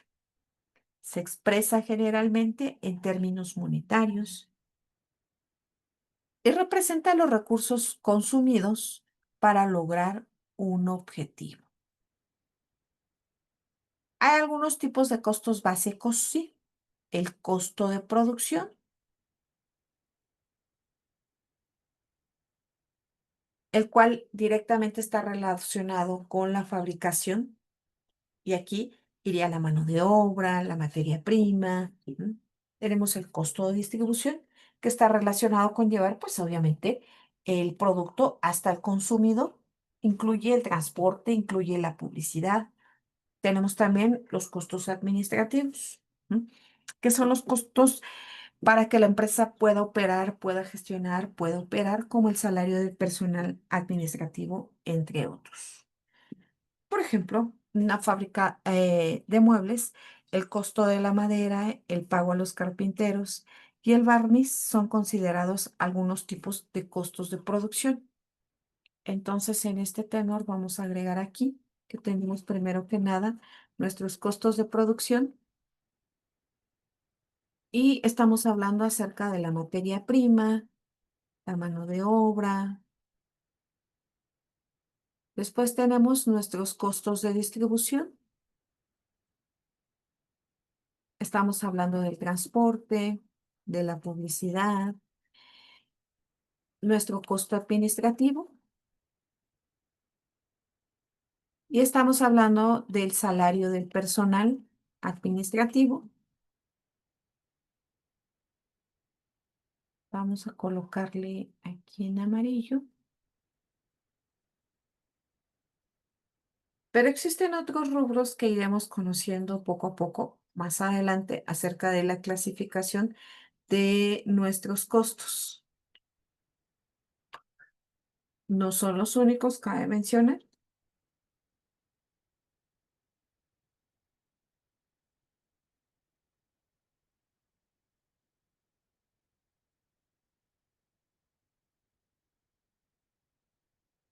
La naturaleza, la contabilidad de costos es un sistema de información que se va a encargar de clasificar, acumular, controlar y asignar los costos para determinar los costos de actividades, procesos y productos y con ello facilitar la toma de decisiones, la planeación y el control administrativo. La clasificación de ellos depende de muchos patrones de comportamiento, actividades y procesos de los cuales se relacionan los productos o servicios. La clasificación dependerá del tipo de medición que se desea realizar. En general, los informes de costos indican el costo de un producto, de un servicio, de un proceso, de una actividad, de un proyecto especial, etcétera. Los informes de costos son muy útiles también para planeación y selección de alternativas ante una situación dada. Por ello, se debe de concluir que los objetivos de la contabilidad de costos son los siguientes.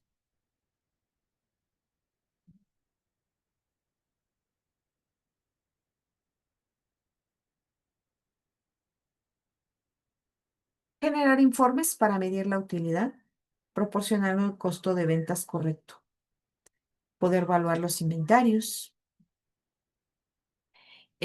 proporcionar reportes para ayudar a ejercer el control administrativo, ofrecer información para la toma de decisiones, generar información para ayudar a la administración a fundamentar la estrategia competitiva, ayudar a la administración en el proceso del mejoramiento continuo, eliminando las actividades o procesos que no generan valor. En este sentido, sería importante resaltar que efectivamente, ¿vale? La contabilidad de costos nos va a ayudar a generar informes para conocer nuestro costo de ventas, cuánto me cuesta producir, cuánto me cuesta elaborar un producto. Ujú. Me sirve mucho para conocer precisamente también cuánto me está costando mantener ese inventario. Es necesario tener todo eso. Tener un control administrativo. Vamos a suponer que nosotros estamos gastando mucho ahorita en agua, entonces ver la forma o la manera de poder ahorrar. ¿Todo esto para qué? Pues para tomar las mejores decisiones, ser más competitivos, porque lo que busca la empresa es ser más competitiva. ¿Para qué ser más competitiva? Pues para ganar mayor cantidad de clientes. Si yo soy más competitiva, tengo mayor cantidad de clientes en el mercado. Por lo tanto, se incrementa la cantidad de productos que estoy vendiendo y obviamente también se está incrementando la cantidad de productos que tengo que fabricar. Por lo tanto, pues eso se va a ver reflejado en las utilidades de la empresa.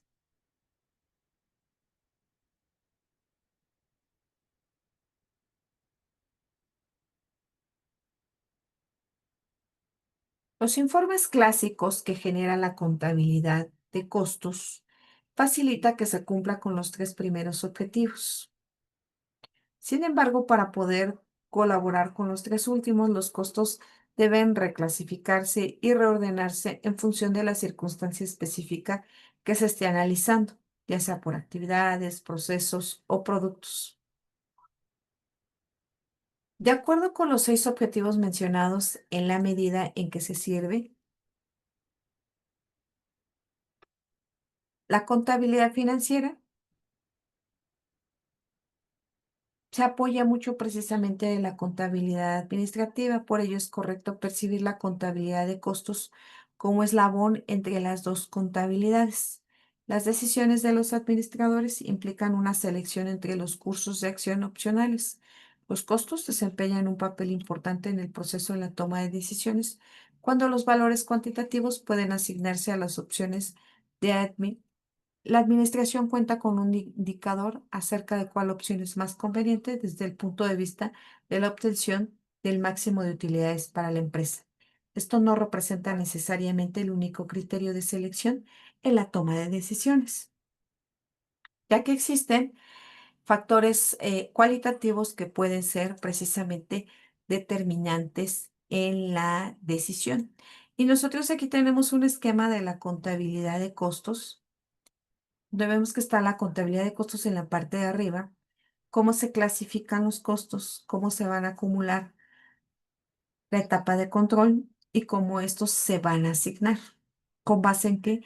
En las actividades de la empresa, en sus procesos y en sus productos. Cabe resaltar que esto puede ser diferente dependiendo mucho de a qué se dedique la empresa, qué sea lo que la empresa esté fabricando, puesto que obviamente no todas las empresas fabrican el mismo producto, no. Y aun cuando tengamos empresas del mismo sector como Pepsi, Coca, las actividades no las desarrollan de la misma manera. Por lo tanto, evidentemente, su contabilidad de costos pues también tendría que ser un tanto cuanto diferente.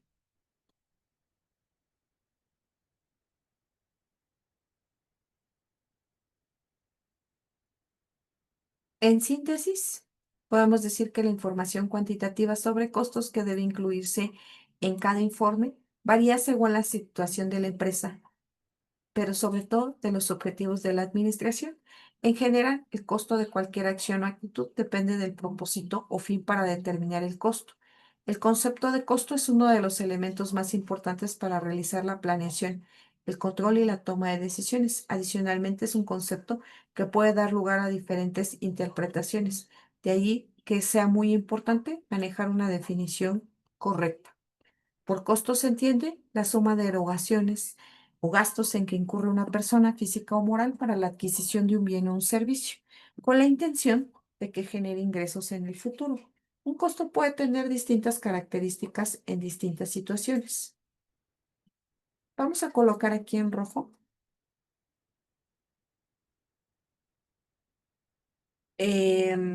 cuáles son esas características según el producto.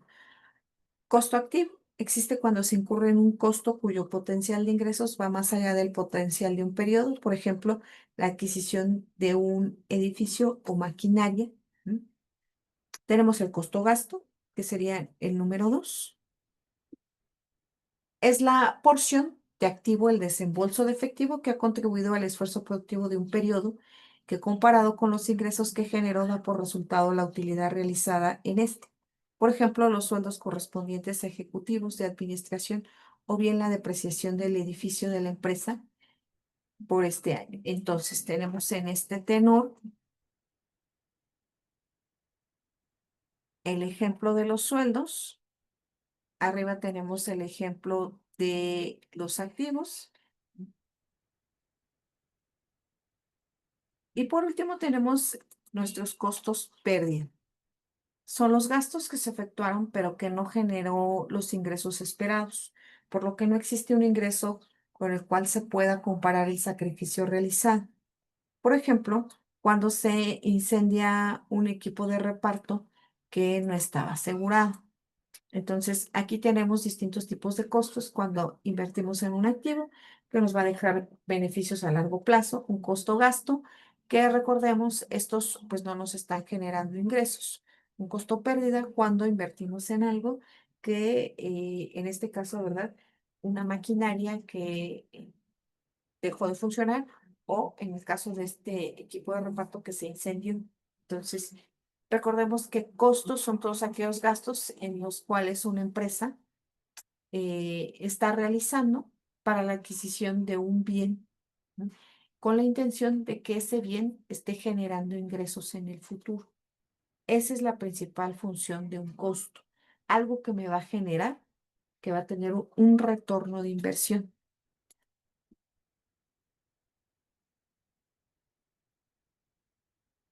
A continuación, como tema 2.2, clasificación de los costos. Los costos se pueden dividir en varias maneras según distintos criterios. Existen muchos criterios. Según su relación con la producción, tenemos costos directos. Se pueden identificar fácilmente con un producto. ¿M? Tenemos los costos indirectos. No se pueden asociar directamente un producto como la electricidad del taller. Por ejemplo, en la elaboración de pan de harina es un costo directo, porque directamente está en el producto esa materia prima. La luz del horno compartido es un costo indirecto, porque utilizamos la luz en toda la empresa.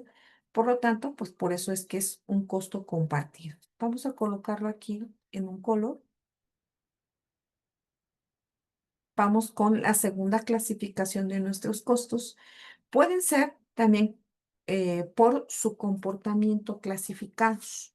Tenemos costos fijos, no cambian con el nivel de producción. Por ejemplo, la renta de un local. No importa si usted produce mucho o poquito, tiene que pagar la renta del local.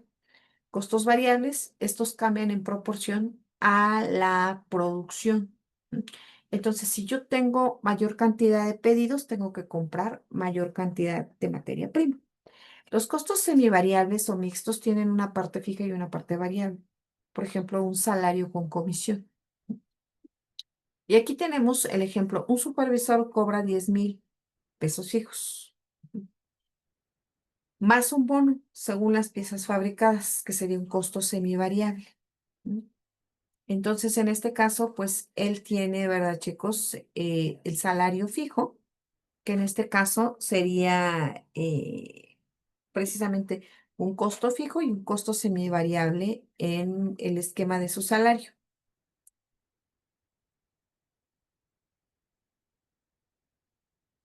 Vamos con la clasificación de los costos según su función en la empresa.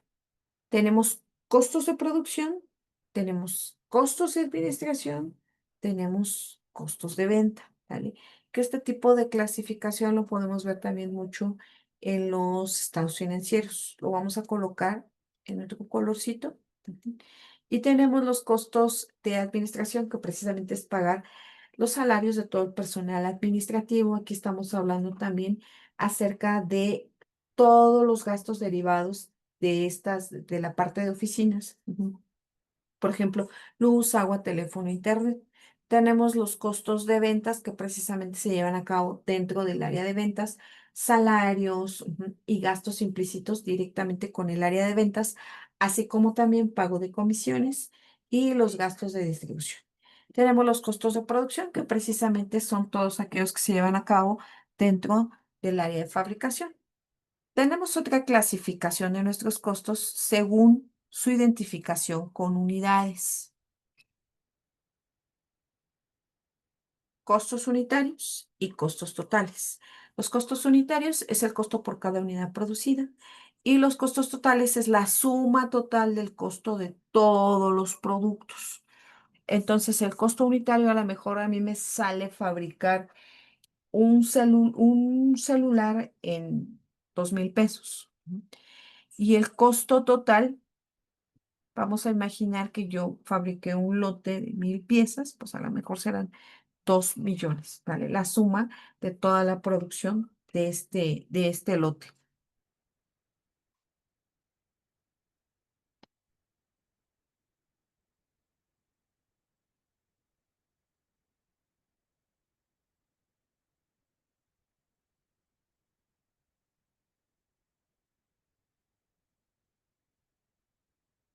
Tenemos también la clasificación, ¿vale? De acuerdo con la función en la que se incurre. Tenemos nuestros costos de producción, que son los que se generan en el proceso de transformar la materia prima en productos terminados. Se subdividen en costos de materia prima, mano de obra e indirectos de fabricación. Tenemos nuestros costos de materia prima, el costo de materiales integrados al producto, por ejemplo, la malta utilizada para producir cerveza. Tenemos los costos de mano de obra, es el costo que interviene directamente en la transformación del producto. Por ejemplo, el sueldo de un mecánico o el de un soldador. Tenemos los gastos indirectos de fabricación, son los costos que intervienen en la transformación de los productos, con excepción de la materia prima y la mano de obra directa.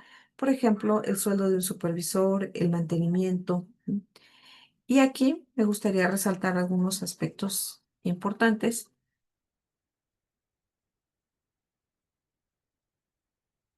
Entonces, nosotros tenemos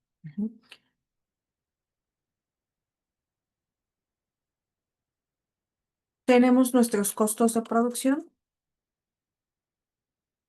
y estos a su vez se subdividen en costos de materia prima,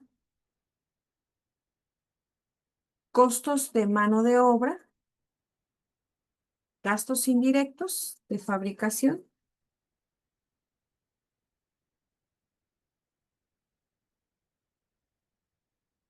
Y yo creo que vamos a agregar una forma mejor para poderlo ir elaborando, que si no se va a mover y no nos va a permitir poder visualizarlo bien. Mejor lo vamos a pasar. ¿Sí? Tenemos nuestros costos de materia prima, nuestros costos de mano de obra, ¿cierto? Vamos a ver si nos deja agregar aquí una forma. Sí, nos dejó agregar otra forma. Nuestros gastos de fabricación. Listo. Y le vamos a colocar un color de letra que se alcance a percibir. Está un poquito más pequeñito. Y nos dice que dentro de nuestros costos de materia prima, particularmente aquí va la materia prima que nosotros utilizamos o los materiales, ¿no?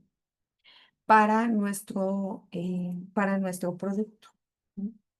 Ahora bien, tenemos nuestros costos de mano de obra, ¿no?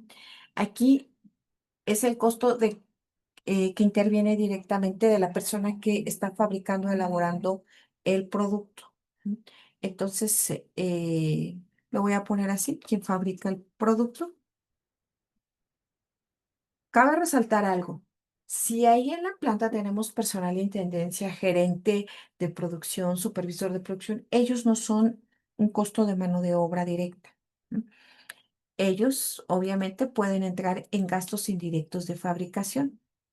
Entonces vamos a agregar una forma. Detrás, ¿no? Delante, ¿no? Ahí está. Entonces, aquí tenemos en nuestros gastos indirectos de fabricación.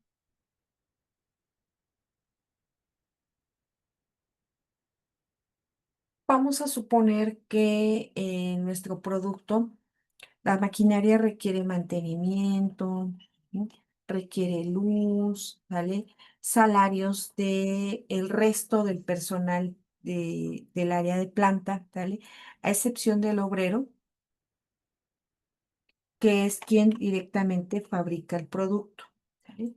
O sea, aquí ya tenemos nuestra clasificación terminada.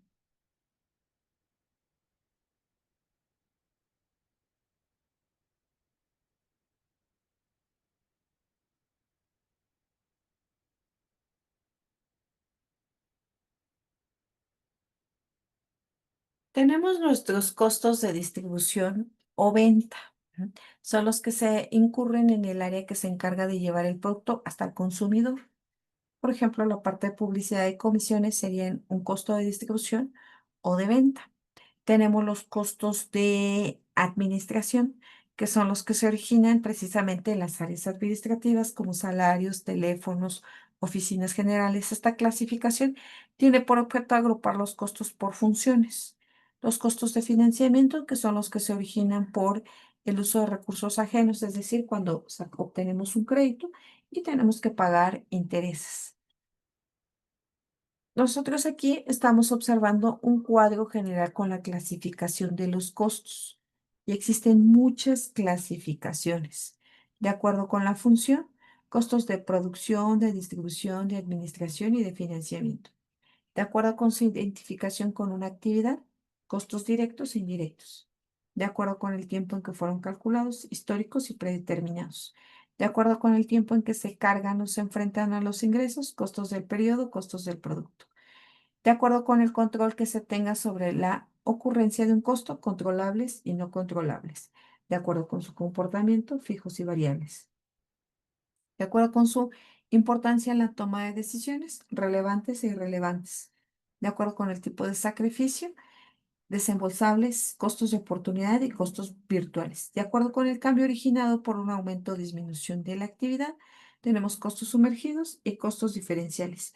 De acuerdo con su relación con una disminución de actividades, costos evitables, costos inevitables. Y de acuerdo a su impacto en la calidad, tenemos fallas internas, fallas externas, evaluación y prevención. Como podemos ver, la clasificación de costos es bastante extensa, ¿cierto? Es mucha la clasificación de los costos. Mucho depende de qué es lo que nosotros necesitemos analizar. Y tenemos, de acuerdo con su identificación con una actividad por departamento o producto, tenemos costos directos, los que están directamente identificados con una actividad o departamento o producto. En este concepto se cuenta el sueldo correspondiente, por ejemplo, a una secretaria. Cuando hablamos de costos indirectos, es aquel que no se puede identificar con una actividad determinada. Por ejemplo, la depreciación de la maquinaria o el sueldo del director de producción son costos indirectos. Algunos costos son duales, es decir, son directos e indirectos al mismo tiempo. El sueldo del gerente de producción es directo para los costos del área de producción, pero indirecto para el producto, ¿cierto? ¿Cómo se puede apreciar? Todo depende de la actividad que se esté analizando. De acuerdo con el tiempo en que fueron calculados, tenemos costos históricos, que son los que se han producido en determinado momento. Ajá. Y tenemos los costos predeterminados, son los que se estiman con base en estadísticas y se utilizan para elaborar prácticamente presupuestos. También tenemos de acuerdo con el tiempo en que se cargan o se enfrentan a los ingresos. Tenemos costos de periodo, ¿no? Son los que están identificados en un periodo precisamente de tiempo y no directamente con un producto o servicio. Por ejemplo, el alquiler de las oficinas de una empresa cuyo costo se lleva en el periodo en que se utilizaron las oficinas, ajá, al margen de cuando se venden los productos. Y los costos del producto son los que se llevan contra los ingresos únicamente, cuando han contribuido a generarlos de manera directa, es decir, son los costos de los productos que se han vendido sin importar el tipo de venta, de tal suerte que los costos que no contribuyeron a generar ingresos en un periodo determinado quedarán inventariados. De acuerdo con el control que se tenga sobre la ocurrencia de un costo, también tenemos una clasificación. Tenemos los costos controlables. Son aquellos sobre los cuales una persona de determinado nivel tiene autoridad para realizarlos o no. Por ejemplo, los sueldos de los directores de la fuerza de ventas son controlables. Por parte, a lo mejor, se me ocurre, en el caso de los vendedores, los tiene que establecer a lo mejor el director general de ventas. Ujú. Entonces, esto depende mucho de quién es el jefe directo. Después tenemos los costos no controlables. En algunas ocasiones no se tiene autoridad sobre los costos en que se incurre. Tal es el caso de la depreciación del equipo para el supervisor, ya que dicho gasto fue una decisión tomada por la alta gerencia, pues no tiene nada que ver, ¿cierto? El director de un área no toma ninguna decisión con base en la depreciación, es totalmente ajeno a las decisiones que se tomen o más bien al costo de depreciación que se vaya originando con relación a un activo. A continuación, como tema, el comportamiento de los costos y el uso de los recursos.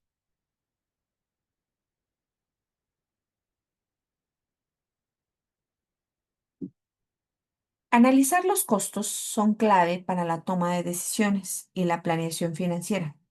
Nos puede ayudar a entender cómo es que estos costos sufren variaciones ante los cambios de la actividad. Es decir, si incrementa o disminuye la producción, si incrementan o disminuyen nuestras ventas. Ya que este análisis de costos nos va a permitir calcular nuestro punto de equilibrio, nos va a ayudar a establecer, obviamente, precios de venta y nos va a ayudar a facilitar el control de gastos. Por ejemplo, una empresa que produce camisetas ve que al fabricar más unidades, los costos fijos se distribuyen en más productos, reduciendo el costo unitario. Vamos a poner un ejemplo numérico. La renta mensual es un costo fijo, porque siempre hay que pagarlo. El costo por camiseta es un costo variable. Si se producen 100 camisetas, el costo fijo por unidad es de 5,000 entre 100, en este caso sería 50 pesos. El costo total por unidad, que en este caso habíamos dicho nosotros, pero por unidad, 50 pesos más 2, porque estamos añadiendo el costo variable a cada una de las camisetas. Si se producen 500 camisetas, nuestro costo fijo por unidad sería 5,000 entre 500, que sería igual a 10. En el caso del costo total por unidad sería 10 más 2, en este caso igual a 12, ¿vale? Entonces, nuestro costo fijo por unidad es de 10 pesos. Nuestro costo total por unidad sería de 12 pesos, lo que significa lo siguiente. Habíamos dicho que si nosotros producíamos 100 camisetas, nuestro costo fijo por unidad es de 50 pesos. Y nuestro costo total por unidad era de 52 pesos, porque nosotros estábamos añadiendo el costo por camiseta, que en este caso es de 2 pesos, nuestros costos variables. Y nosotros estamos añadiendo a nuestros costos fijos nuestros costos variables. Entonces, por lo tanto, por eso es que son 52 pesos. Si producimos mayor cantidad de camisetas, en este caso estamos hablando de 500, el costo fijo por unidad sería de 5,000. Entre las 500 para sacar el costo por cada pieza, que serían de 10.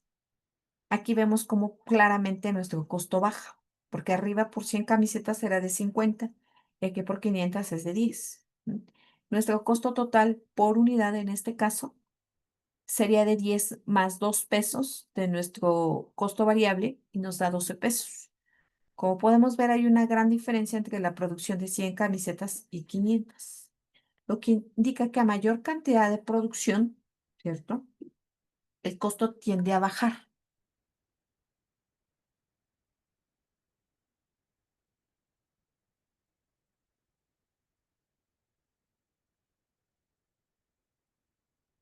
Vamos a insertar aquí un cuadrito de texto. ¿Está? Lo podemos agregar.